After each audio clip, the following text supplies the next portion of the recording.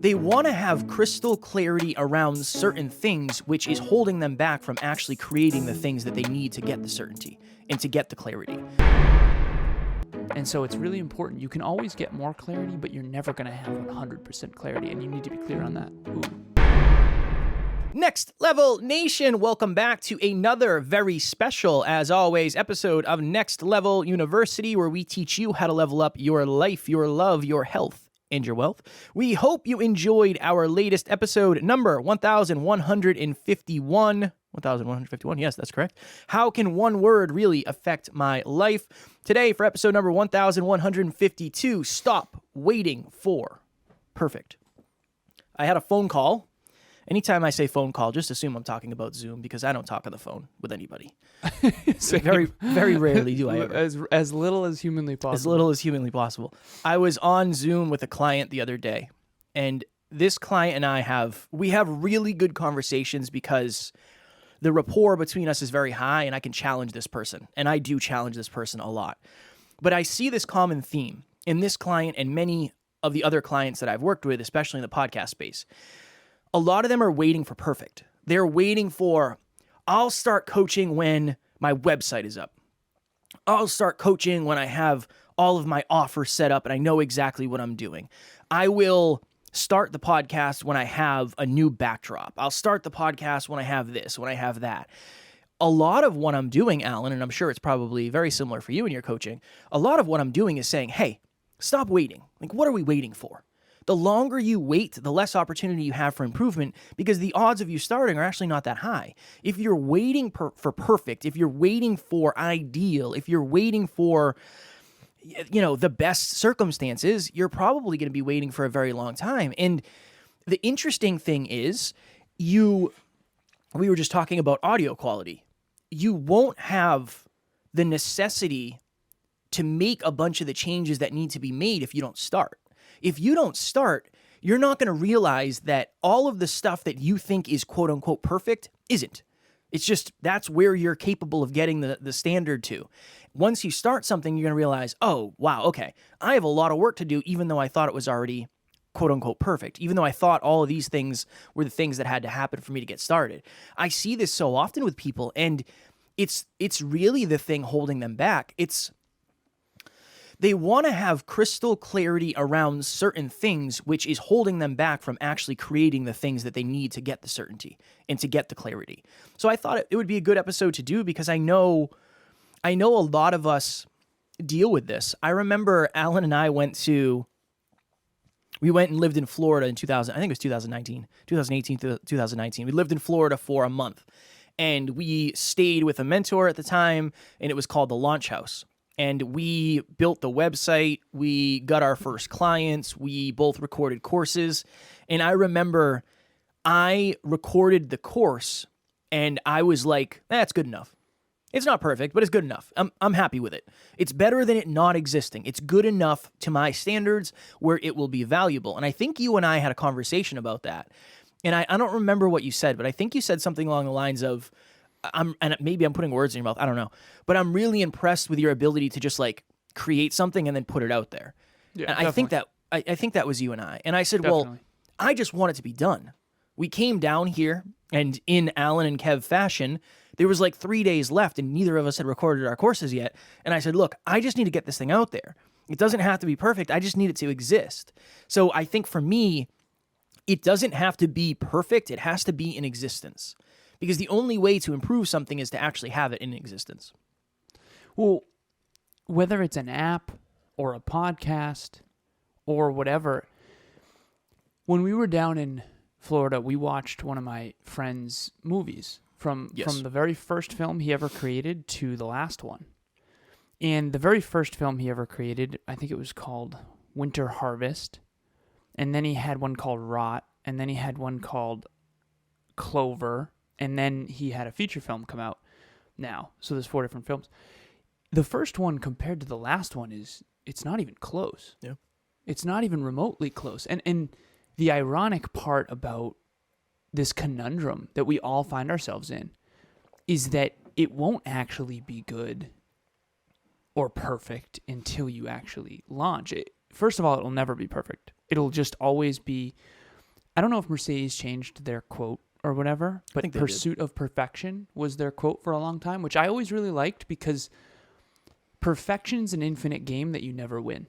Let me look it up. You can always, I have a mastery formula I use called prepare for the thing, rep, do the thing, reflect, review the thing, and then perfect. So for this podcast episode, we prepared we're doing the rep right now, and then we're going to reflect and review it. We're going to review it, listen to the podcast, and then we're going to perfect something. Even right before this episode, we were talking about how my volume on the intro, I think needs to be bumped up a little bit because Kevin is a little bit louder. And so if I wasn't reviewing the episodes last night while doing the dishes and all that, we wouldn't know to actually perfect it. And so the point is with that exact example is the only reason I figured out that our intro isn't optimal or perfect, quote unquote, or as up to our standard is because I had something to review. Yeah. Which we would never have unless we put it out there. This is the conundrum. You want clarity before you start, but the ironic part is that you will never have clarity until after you start. And another good example of this, we started coaching. Kev was a mindset coach, right? Hyperconscious, son. Hyperconscious mindset coach for free, by the way. Yeah. And I started out as a fitness coach. So I had a free fitness client. Kevin had a free mindset coaching client. And it was free. And then eventually, a couple months in, it was $50 a week. Mm-hmm. And then I think we bumped to 75. And then it's been off to the races since then. But Kevin went from a mindset coach to, weren't you a peak performance coach for a time? I was whatever. I was whatever. It's like whatever the client needed me to be. Yeah, whatever I felt like I could add value. Whatever I felt that I was at least far enough ahead to help. That was really whatever it was. And ultimately, you ended up as a podcast coach. Mm. So the quote-unquote perfect part of this journey came 3 years, 4 years, 5 years in to the coaching journey, probably 3 years in. And now he found his sweet spot. The ironic thing is he wouldn't have if he didn't start outside of his sweet spot. It's kind of like using a darts analogy like you did the other day. It's like you're throwing darts at the board. Sometimes you're going to hit the board, sometimes you're not. But when you don't hit the board, you're going to know, oh, okay, so I got to tweak this. Okay, let me try. Okay, I got to tweak this. Okay, I got to tweak this. And eventually you get closer and closer and closer to your own proverbial bullseye, metaphorically, but you never actually get to the very center of that. So I started out as a fitness coach, and then eventually I adopted the mindset coaching thing from Kev, and it was free at first. Then it was mindset coaching. Then it was peak performance coaching. Then it was eventually business coaching, and now I'm leaning very heavily on business consulting. I still do business coaching, but it's business consulting where I'm coaching businesses, not just individuals. But that evolved over 3.5 years. 4 years. 4 years, really, for me. And the ironic thing, again, to the point of this episode, is that if I first of all, it's impossible for me to have had that clarity out of the gate. Imagine 4 years ago, I was like, Kev, I'm going to be a business consultant. And then I started there for free. It doesn't work that way. I was a fitness model, fitness coach, fitness competitor. Now I transformed into a business consultant. You don't know what your favorite sport is until you go play a bunch of sports and figure out where your sweet spot is. You have to do this constant exploration. And I think that clarity is so misunderstood because you have to have enough clarity to move forward, but you'll never have full clarity. I'm way more clear than I used to be, but I'm not as clear as I'm going to be. And we just happen to statistically be more clear than most, and we're very blessed for that. But, I mean, think about the way we used to do things 4 years ago. I mean, we were all over the place in comparison. Now we're really quote-unquote dialed in, but compared to what? Compared to us 5 years from now, we're not even a little bit dialed in. You know what I mean? I mean, how much have our core values shifted? How much have there's certain things that never shifted, don't get me wrong, but the way we structured our business, the way this podcast is run, the way we used to do Hook Story Lesson Future Pace, and the way we used to, everything has shifted. But it wouldn't have shifted if we didn't launch the episodes or do the coaching and then review it and go, okay, that's not it. That's not it. Okay, that's not it. That's not it. Ooh, that's good. Interesting. Let's do more of that. Then we go all in on that and we're like, too much. Okay, dial it back a little bit. Dial it back a little bit. It's a constant progression, and I think people really think they are supposed to have all this clarity, and especially if you're young. If you're out there and you're young, you're not supposed to know anything. You're not supposed to know exactly what you're supposed to be doing. Like let's say you're 24. If you're 24 and you know exactly what you want to do in the world, you are like leagues ahead. You don't even understand. I have a client who's 24 years old. Shout out to Miles. Miles is awesome. He has so much clarity for his age, it's not even funny. I think he'll be a very wealthy man because he just knows what he wants to do. He knows his passion. He knows his purpose, and he knows, he's got train tracks on a runway. But I also understand that he has a almost 34-year-old as of this month coach who's like helping him dial in all these things that I wish I knew at 24. And so it's really important. You can always get more clarity, but you're never going to have 100% clarity, and you need to be clear on that. Ooh. Nice. Strong work. Thanks, man. Strong work. When you were talking about the darts analogy, I have a remix of that. There's two ways you can do it. One, you can say, you know what? I'd really like to get good at darts. I feel like that's something I enjoy doing, or that's something I could enjoy doing. I'm gonna start. There's two ways you can go. You say, okay, I got to order a dartboard and I can't start until it gets here. Or I get a piece of wood, I draw a circle that's the same size as a dartboard, and I just start throwing darts.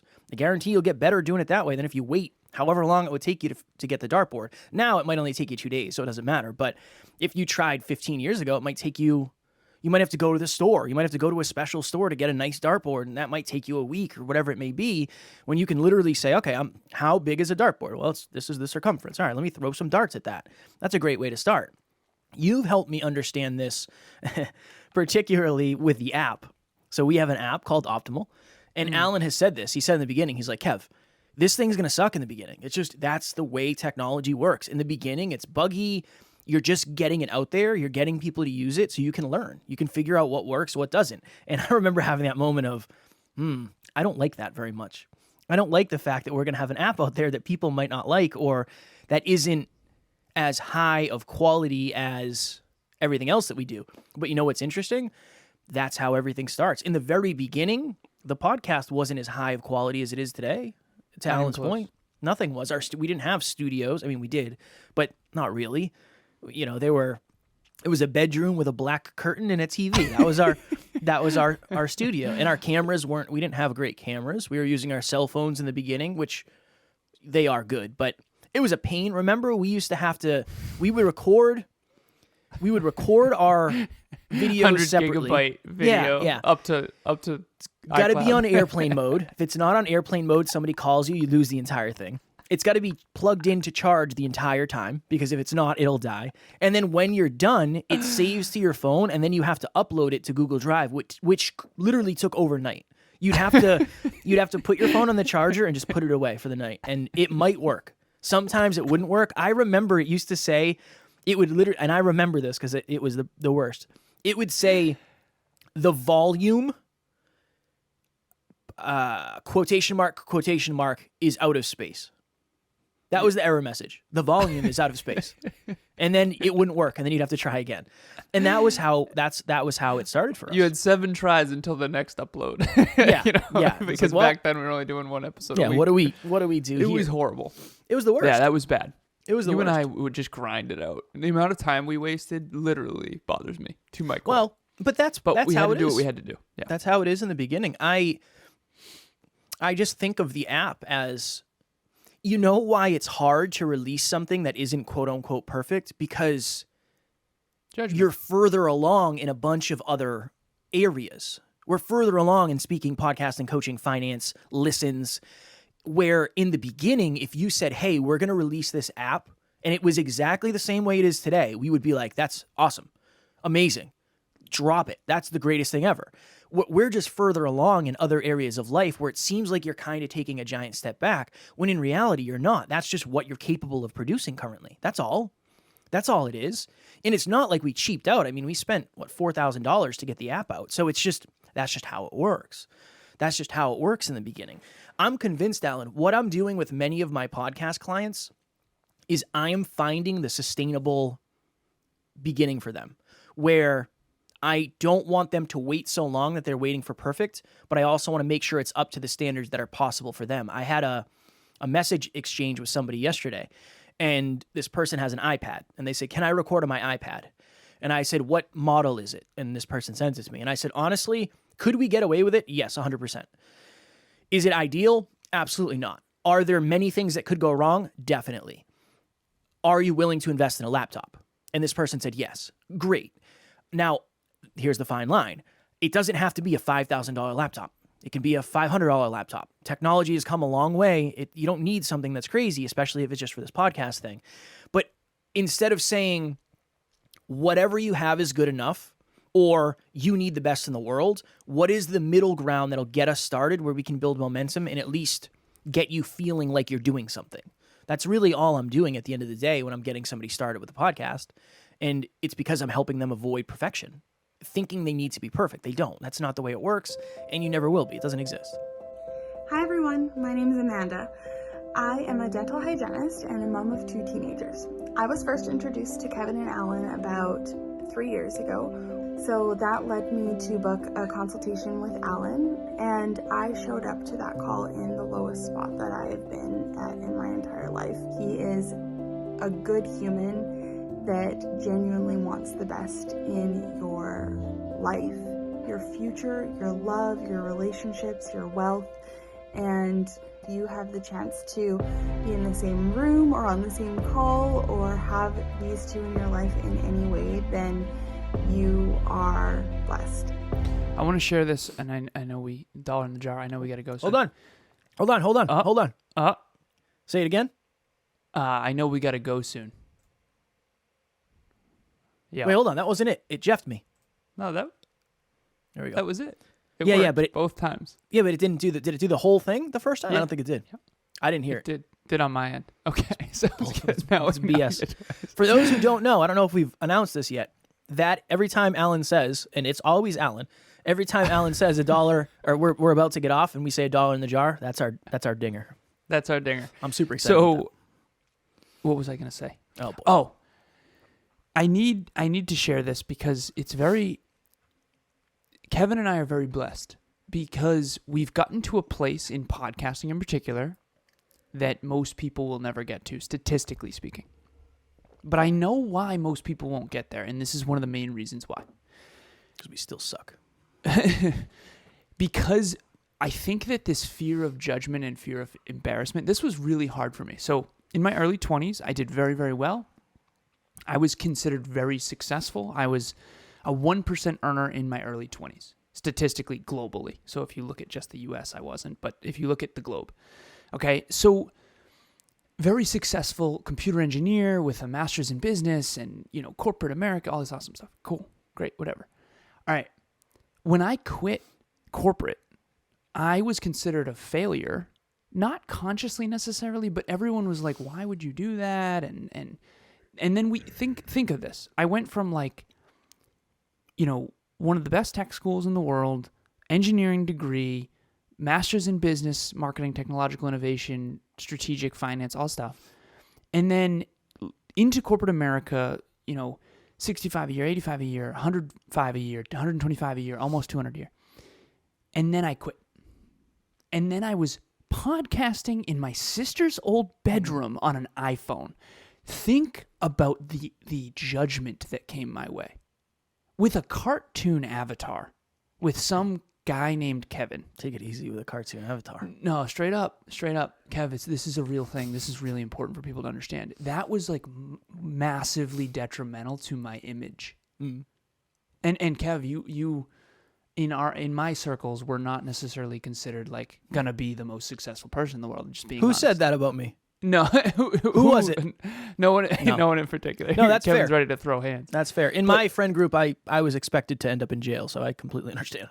But I want the listeners to realize the amount of credibility hits that I took, the amount of, I mean, imagine going from that amount of revenue, $150,000 in investment accounts. I mean, I invested all this money in all these different companies, and I was on my way to be a millionaire. I was I was at Panera with one of my mentors, and he's like, you know that if you stayed at Cognex, you'd be a millionaire right now. I was like, I know. Thank you for that reminder. You think I don't know that? You know? And back then we were struggle bus, right? We tried to get muffins once and got our credit card canceled. But here's my point. We had to go through those massive embarrassing moments of podcasting in my sister's old bedroom, living with my mother at 30 years old. Very few humans going from where I was financially to living with their mother podcasting in their sister's old bedroom. That is why we are where we are today. Now, the other reason is because we never stopped. We kept improving. We got mentors. We had help. You know, we worked our butts off. But at the end of the day, if we were starting out trying to be perfect, we were in massive trouble. Because I had to go from quote unquote very successful to the very beginning of a new journey. And that is very difficult for people to do, Kev. It's very hard to, once you drive a BMW, it's very hard to go get a beater. I mean, you had to do that. You drove a sports car, and now you're driving a Mazda whatever. 3, son. And now we easily could afford a car way better than his old sports car. It's going to be a Mercedes AMG CLA 45. That's it. It's been decided. That's what we've already talked about it. And it's the best or nothing is Mercedes. I believe that's their current motto. The best or nothing. But here's the problem. Mercedes has been around for 70 years. Long time. Yeah, so of course Mercedes can say the best or nothing because they've been spending 70 years becoming the best. And they're really, the highest honestly, they're not the best either. That's the thing. Right. They're and good, that's the interesting thing. But what if Mercedes at the very beginning was like, hey, we're going to be the best or nothing? What if that was their motto right out of the get? They'd get nothing. There'd be a lot of nothing. Exactly. They'd get nothing. And so this is interesting. To your point, when you were talking about taking a step back, I remember when I left my job, I moved in with Matt. With this, I understood circumstantially things are going to have to change if I'm going to have any hope for success here. But I remember when I would meet girls and I would bring them over, I'd have to explain, like, hey, just FYI, I live with my best friend, and so like he's going to be there. Yeah. I remember thinking of that, of like, how do I look like a giant loser right now? Yeah. I don't know. It didn't matter when because I lived with my mom. Well, definitely. When I lived with that's my a tough mom, play. Hey, by the way, my mom's home. Yeah, that's a I'm tough 30 play. years old. Yeah. That's tough. Is she visiting? No, this is her residence. This is yeah. These are her walls. Now, little did they know I was helping the family. You know, there was a lot of underneath that that was for my mother, not necessarily just because I couldn't live on my own, right? Yeah. But at the end of the day, those cred hits were brutal, and I don't want anyone to pretend they weren't. They were. I understand now, Kev, why no one thought we'd win. Back then, I didn't understand. It's like, this is the obvious choice. Yeah. This makes perfect sense. My expenses are $1,000 a month. I can't lose. We're going to be fine. Yeah. In the beginning of an entrepreneurial journey for the entrepreneurs out there, low expenses is the cheat code. Like, keeping your expenses low is like how you win. If you have high expenses, I have some clients, their expenses are $10,000 plus. You're not going to win if you start a business. You can't. Yeah, it's too much. It's too much. You're not going to make $10,000 a month right out of the gate. No way. And that's a whole nother conversation we won't go down. But to my point, you might have to start over in perception. Kevin and I, 675,000 listens, 125 countries, and oh my God, amazing microphones and beautiful cameras, and top 100 global podcast, and 30 clients each, and we produce 25 other podcasts, and oh my God, it's all great. Okay, yeah, but we started out in my sister's bedroom with iPhones. But no one sees that, right? You're not going to achieve your dreams if you want to be perfect out of the gate. It is impossible. It is genuinely impossible. And if you are trying to do that, you're going to waste a lot of money, and you're going to end up back to where you started. Because I know some people who go into real estate and they buy a really nice car because they're trying to pretend that they're more successful than they are, but they don't have the skills and the discipline to scale. Dangerous game. I've seen clients that put themselves in massive debt. I'm talking 70, 80 grand worth of credit card debt. And it's like, you need to climb out of this smart. You need to go get a job for a couple of years. What are we doing here? you're just pretending to be rich when you're not. That's not an intelligent choice. So anyways, I'm very passionate about this topic because I got made fun of a lot. I went from seen as very successful, top in his high school class, one of the best colleges in the world, tech schools, and anyway, to literally a cartoon avatar guy talking in his mother's house, living with his mom at 30. And I remember I had a couple partners, intimate partners, that were really unkind to me about that. And they didn't see what I saw, which is this. Yep. And now, it's nice. It's nice to be on this end and go, yeah, I knew this would happen. Luckily, I made all those moves back then that you made fun of me for. But I also understand why they couldn't possibly have seen that. I didn't know we'd make it, so. I don't know how you did what we did. Here we are, didn't know son. we'd make it. I like podcasting. That's what it is. You put me in front of a microphone, I'm going to talk, and that's what I like. And if I could do that for a living, I'm in. That was Thank it. God that worked out, huh? That was it. First of all, before we go, shout out to, so we were on the top charts this week, as of this week, today, as of the recording of this. So midweek, early to midweek, whatever. We were number 4 in Costa Rica yesterday for self-improvement. And I believe One we of were my at clients is in Costa Rica. Maybe that's why. Thank you to that client. Maybe that's why. Tell everybody. And then number 2, I believe we were number 184. So yeah, the 184th show in self-improvement in Canada, which shout out to all of our Canadian listeners or those who live in Canada. Yes, thank you so much. Again, best community in the world. Best community in the world. That's why I love sharing certain things. Even the app thing. I'm realizing this too, and I don't mean this with ego. There's very few people that are going to come out and publicly say like, yeah, it kind of sucks right now. I mean, it's good. It's really good for what it is, but it's going to get way better. This isn't it. This isn't the final form of it. If this was it, we're in trouble. Yeah, and I don't mean it sucks. Alan's worked tremendously behind the scenes, so has the team, and so I don't mean that, but I just mean in terms of everything else we're doing, or in comparison with everything else we're doing, it's just not at the same level yet. Yeah, it's not Canva yet. Right. You know what what I I mean? mean? But that's makes because sense. Canva's 13 years old. We Right. started ours 6 months ago. And the goal with that is, at least if you hear us talking about it, you won't feel so bad about what you're doing. Yeah. That's really my understanding, is I don't want to pretend that everything is perfect. It's like, everything's great.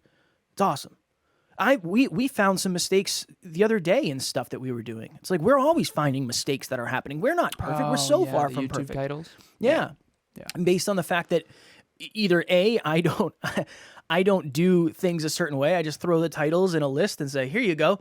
That should be good. And I'm not necessarily checking on spelling and or what's the word when you have like dash marks and stuff?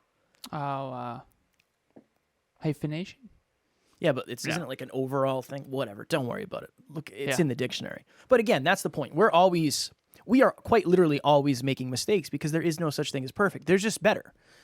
And in order to get better, you have to start somewhere. In order to get better, you have to start where you are. That's going to be my quote from this episode. It's Nice better work. than yours. Yours sucks. No. Mine is do your best. Everybody does their best, Kev. No, the other one you had about the What was clear. the other one I had? The clarity and clear. You got to get clear in your clarity or something. Okay. He locked in on that. He's like, ooh, that was good. I got to that was a good I gotta one. do better. Thank you, brother. Yeah. I forget what it was, so you can have it if you want it. I This forgot is what one mine that I was, too. actually love. Everybody does their best. Not everyone betters their best. It's fact. Yeah. And then you take it a step deeper. You and Emilia take it a step deeper and say, well, not everybody betters their bettered best. That's Emilia, not me. Emilia? That's another That's level. too deep. Yeah, that's deep. She has that written on a whiteboard in her office. It's like It's deep. bettering your already bettered best. Yeah. That's who she Buttering is, your man. already buttered toast. Next Level Nation, if you are a new listener and you're looking for community, we have one of the best communities in the world. I believe that. Maybe we don't have the largest community, but we do have a tight-knit group of humans who want to get better. They're supportive, they are inclusive, they're understanding. Join our private Facebook group, Next Level Nation. Did you like that? Yeah, that was good. Buttering your already buttered toast. Yes. That is a practice. Pretty I good. like it. We use I can't believe it's schnott butter in our house. We got 2 tubs. Son. Okay, so for anyone out there who wants to read more books, who wants to better their bettered best Nice. when it comes to reading. Mhm. Nice. We're actually doing a new book soon. I'm going to put a poll in Next Level Nation this week. Promises. And right now we're finishing up Switch. You do not have to have read the book up to now. Book club is, you are welcome to join in whether you're reading the book or not. And even if you just want to jump into the book at this current chapter and start reading at that chapter, that's totally fine. I think people have a thing of like, again, the perfection bias. I have to read a book start to finish and blah, blah, blah. Who made that rule? Absolutely not. Open the book, pick a chapter that interests you, start reading it, come to book club. The registration link is in the show notes. Next Level Nation tomorrow for episode number 1153, something you must know when you're choosing your goals. Alan and I had a really in-depth behind-the-scenes discussion about goals and what that actually means for you, so we wanted to share that with you. As always, we love you, appreciate you, grateful for each and every one of you, and at NLU, we do not have fans, we have family. We will talk to you all tomorrow. Please reach out